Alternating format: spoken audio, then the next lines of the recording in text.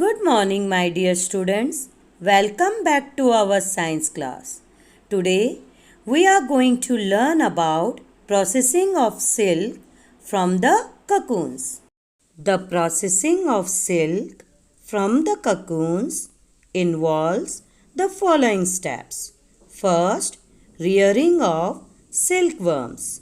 Second, boiling of cocoons. Third, reeling. And fourth, dyeing and weaving. Let us discuss about them one by one in detail. First, rearing of silkworms. A female silk moth lays hundreds of eggs at a time, and the eggs of silk moths are stored carefully on paper strips or cloth strips. These eggs are then kept at suitable temperature and humidity under hygienic conditions for hatching, and this process is called incubation. When the eggs hatch, silkworms come out of the eggs. After hatching, the silkworms are kept in bamboo trees, and a large quantity of chopped mulberry leaves are kept in those trees so that the larvae can feed on it.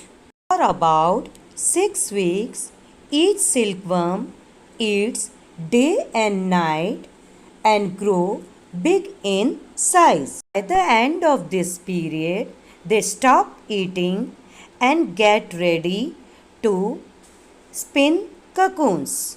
Small branches of trees or shrubs are placed in their rearing houses. The worms climb these branches and start spinning their cocoons, and this is called spinning of the cocoon. Spinning of cocoon takes 3 to 7 days to complete the process. All the cocoons are collected at one place and boiled or heated in hot water or in ovens. Hot water makes the silk fibers of cocoons to separate out. The long silk fibers are obtained by unwinding the threads from the cocoons. Remember, students, the process of taking out the silk fibers or threads from the cocoons is called reeling.